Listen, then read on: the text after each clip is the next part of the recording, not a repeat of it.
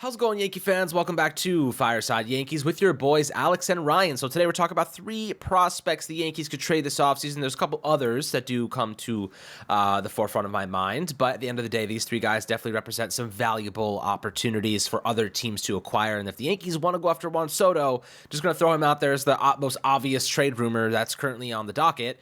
I do believe that they're going to want pitching and maybe an outfielder. So we're going to talk about right off the bat Everson Pereira. Now, as we know, Everson Pereira is a very, very talented 22-year-old prospect. He's very young. He can play good defense across multiple positions in the outfield, and he has got a good bat with underrated power. Now, he did struggle over a 27-game sample size in the MLB. I believe he hit like 151 with a 233 OBP, 23 WRC+. He was bad. He was objectively bad, but we learned a lot about what he needs to improve, and I think that that's something that he can work on this offseason to put himself in a better position to round out his offensive identity. You know, he's got that stabbing kind of motion to his bat, and I do feel as though he can be a really good player for a team, whether it be a starter in left field or another position in the outfield, or a really good depth piece. So I do think that there's somewhat substantial value to Everson Pereira. I think you would agree with that. Want to get your thoughts on him, what you think he would fetch if he's someone that the Padres may be interested in as a part of a more comprehensive deal for Juan Soto. But I do think Pereira is a good young player the Yankees do feel that could develop into a really solid one for them in the future, if not next season, locking down a depth spot, at least helping them in that regard. I do think that he can be an asset. Want to hear your thoughts on him. I know you're a big fan of his.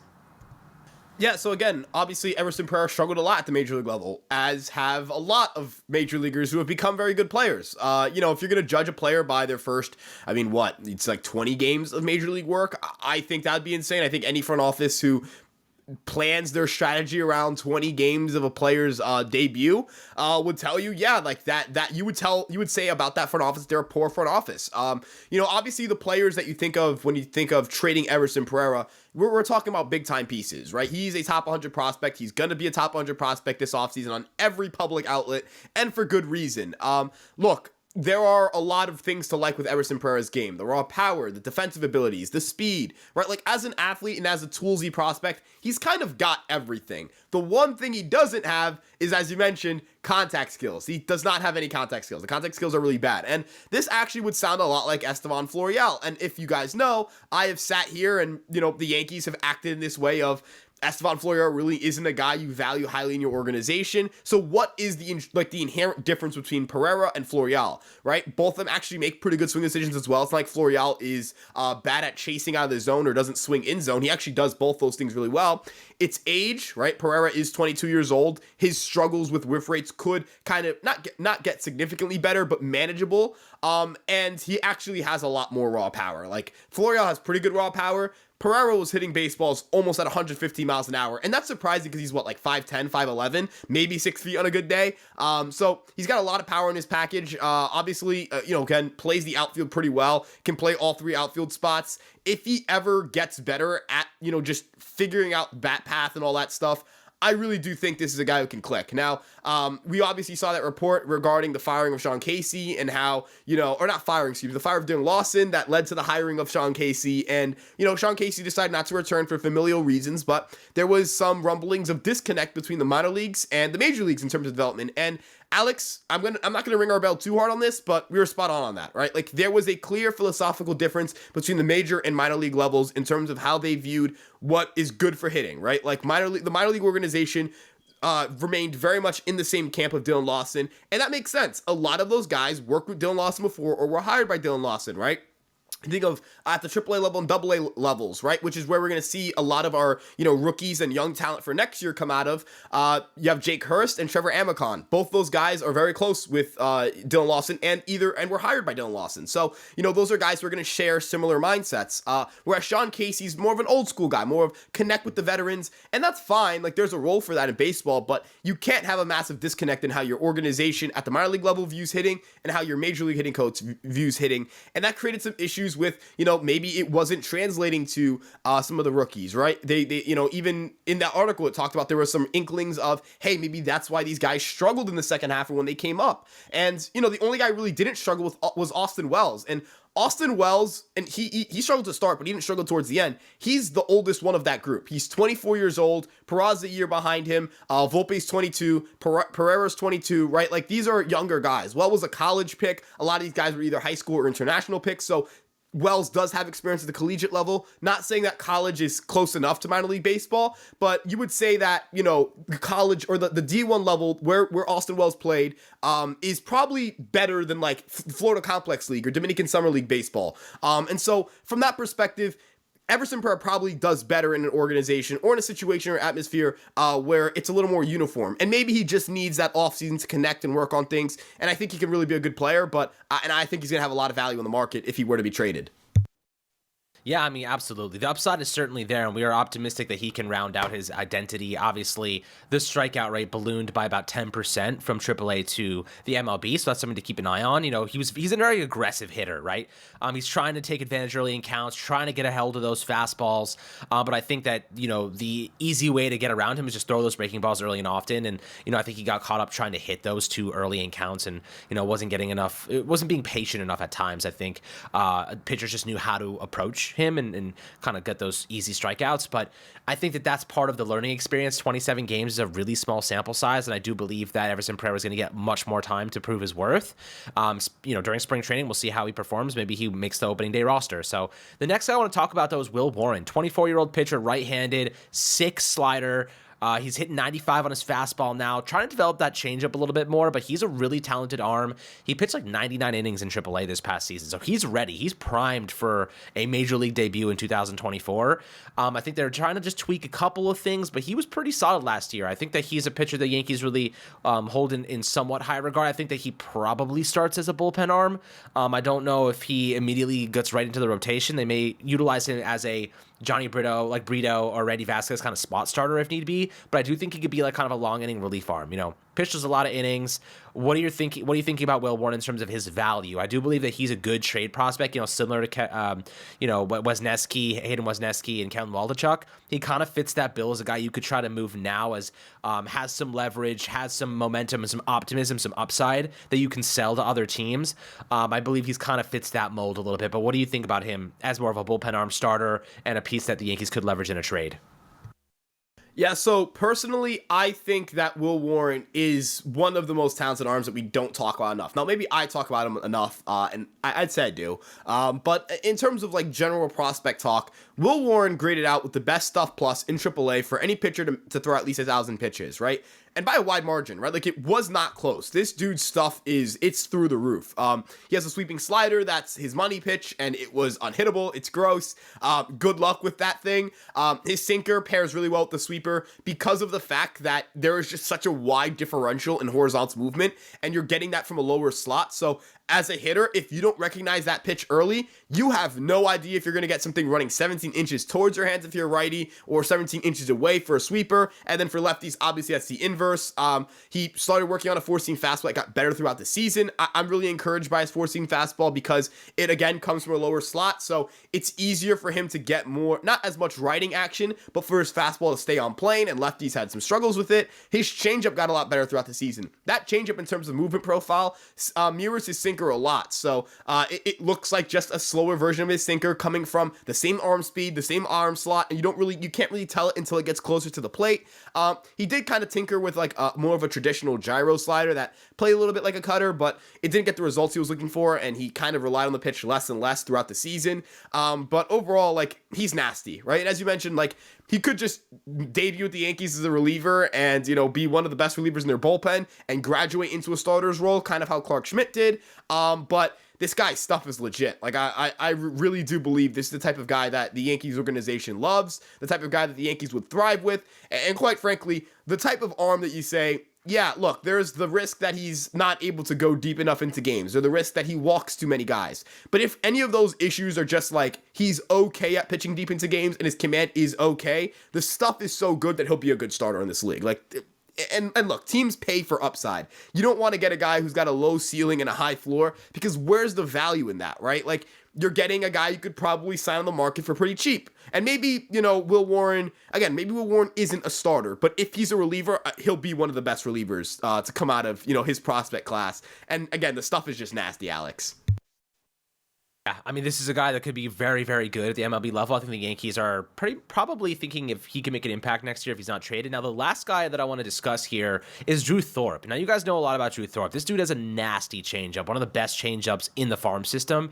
And in his draft class 2 years ago, he started in high A, quickly got to double A, and he was lights out. I mean, the guy was striking out more than 13 batters per nine. Double A is thought to be the most difficult, subsection of the minor league system to transition to, and he walked in there and kicked the living shit out of everybody. Excuse my language, but that's the truth. He stepped in there and beat the crap out of everybody, and he had some unbelievable games, unbelievable performances, and at the end of the day, they had to shut him down because he was pitching too many innings. Like they had to shut him down because he reached a limit. They're like, we don't want to push him too much because the guy's kicking too much ass. And that's exactly the type of player that teams may come and say, if you want one of our best talents, we want one of yours. And Drew Thorp is one of the Yankees' best pitching prospects.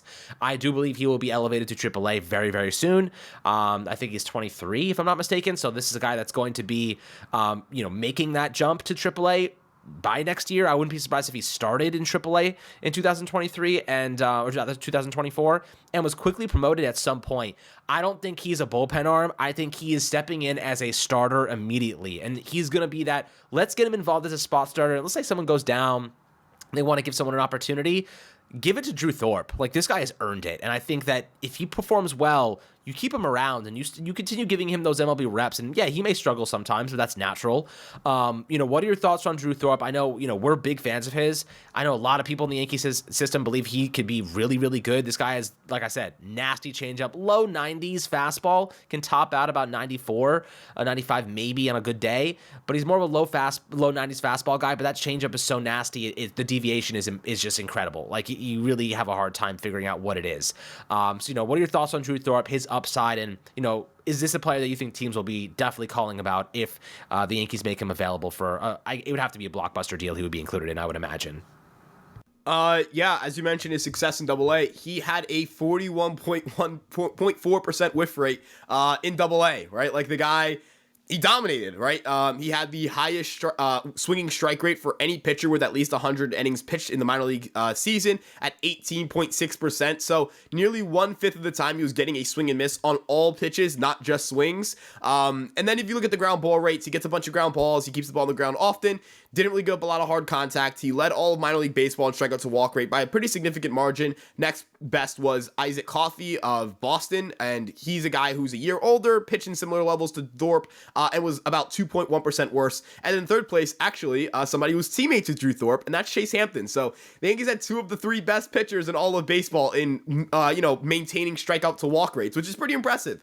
But you finished the year with a 2.52 ERA. You finally, it took until the last start of the season for Drew Thorp to have a start where he didn't face at least 20 batters. He's a guy who pitches deep into games. He's efficient. He's effective. This is his first year of pro ball. Like, it's not like he had any previous pro ball experience before this year. He'll be beginning his age 23 season next year. He turned 23 on October 1st, so he spent the entirety of the minor league season as a 22-year-old. And again, as you mentioned, he got better when he got to Double A. Like, it was incredible. He was on a tear to end the season that, quite frankly, it's the type of tear that you expect for a guy who's going to rank very highly on top of hundreds. In his final 15 starts, he had a 1.88 ERA. He had 130 strikeouts. He was unbelievable. This guy has great command. As you mentioned, is the fastball great? Probably not, right? It's probably all right. It's okay. It's good enough. But the changeup, it's a very unique pitch. Like, it has the vertical movement of a fastball, right? In terms of, like, induced vertical break, it looks like, hey, this should be a fastball, right? It's getting, 16 inches of vert, or 17 or 18. And instead it's a changeup that guys just can't recognize. He's very similar to what Lucas Giolito was coming up as a prospect. Now, I know that's going to be a scary comp for some people because Lucas Giolito hasn't been the pitcher he should be in recent years, but I would say that I trust the Yankees more with his development than I would the White Sox, right? And I don't care what you think about the Yankees. I don't care how pessimistic you are about the Yankees. that's not a question, right? Like, that's not at all a question. You would trust the Yankees more on that front than you would the White Sox. And even then, the White Sox got 3 years of excellent production. It was a 3-year stretch from 2019 to 2021 where he was a 78 ERA minus, so that's 22% better than the league average pitcher in terms of preventing runs, a 30.7% strikeout rate, and an 8% walk rate. Getting a stretch like that from Drew Thorp at any point in his career could help the Yankees win a World Series. And look, I think this idea that prospects have to be like Hall of Famers or, the greatest players of all time in order for them to be successful for an organization is ludicrous. If Drew Thorp has a 3-year stretch like that and the Yankees win a World Series in that stretch, not that I don't care what happens before or after, but you're going to consider that prospect story a success every single time, 10 times out of 10. Second round pick, what's the average WAR for a second round pick? It's probably ridiculously low, right? Most of them probably don't even make the majors. This isn't the NFL draft. This isn't the NBA draft, right? This isn't, the guy gets drafted, he's instantly on your team, right? The guy gets drafted and there's instant impact. When you land, the first overall pick in the NBA, you're getting a generational player. When you land the first overall pick in Major League Baseball, you could be getting a generational player, but it's not as sure of a thing. So, Major League Baseball, I think we have to recontextualize what makes for a successful and not successful prospect, because I think out of everybody on this list, Drew Thorp comes with the most hype, right? And I don't think that placing these expectations of this guy has to be the next Garrett Cole, this guy has to be, a bona fide ace. If this guy is just a pretty good number 2 to number 3 starter on a rotation that already has Garrett Cole, you're going to be really happy with his career. I think he's got a lower ceiling than Chase Hampton, but a much higher floor. Obviously, this is a change-up first guy instead of like a sweeper first guy or even a dominant fastball. So there aren't a lot of major league examples, right? Like if you look at the highest change-up usage, it's like Logan Webb. And Logan Webb is not the type of pitcher Drew Thorp is. He releases from a much lower slot and he has a sinker instead of Drew Thorp, who has a 4-seam fastball and releases more over the top. I talked about, Lucas Giolito. His career's been a little wonky. Then you have like Sandy Alcantara, and I'm sorry, you can't really compare Drew Thorp to Sandy Alcantara. Sandy Alcantara throws 99 miles an hour. Drew Thorp doesn't, right? So there aren't a lot of major league examples of players like Drew Thorp coming through a farm system and working out, because there just aren't a lot of change-up first pitchers in baseball. But I guess that uniqueness could play a role in how dominant he could be at the major league level. I'm just saying, I'm not trying to downplay Thorpe. I'm more so trying to say this is a unique case of a unique prospect who's having a bunch of success, and you shouldn't take that success to place unrealistic expectations on the guy. He's been really good, and I think he will end up being a pretty good pitcher, but everything comes with expectations. Everything comes with kind of making sure you don't put too much pressure on a guy, and there is going to be a lot of pressure after a year like this to repeat in 2024 and make an impact on the rotation at some point during the season. Yeah, I mean, we're going to see what happens here, guys, but the Yankees certainly have value. People that say the Yankees don't have a good farm system are just blatantly wrong. I think a lot of teams hold them in high regard. The Yankees have very good prospects, and, we're talking about Jason Dominguez. We're talking about Everson Pereira, Drew Thorpe, Clayton Beater, Will Warren, Ben Rice is a guy we really, really like. It's Austin Wells, for God's sakes. Oswald Peraza is still basically a prospect. I mean, this team has good players, like good young players, and I think that people overlook that.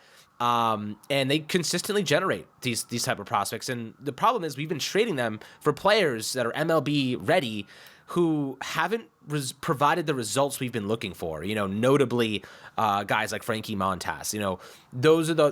We've moved guys and haven't gotten the proper rewards, and that's been a bit tough. And keep in mind, like, we moved, was it Wesneski or Waldachuk for Scott Efros, who we didn't even see last year, and we're going to get him back too. And Scott Efros is a very good player that has basically full control over the next few seasons. So I'm excited about him. We have some good arms. Like, we have good prospects. We can leverage them, and I'm curious to hear your thoughts below on if any of these guys you would consider not wanting to trade, or you think everyone's open for business if it involves Juan Soto, barring Jason Dominguez. So definitely curious to hear your thoughts. As always, my friends, make sure to like and subscribe, and we'll catch you guys on the next Fireside Yankees episode.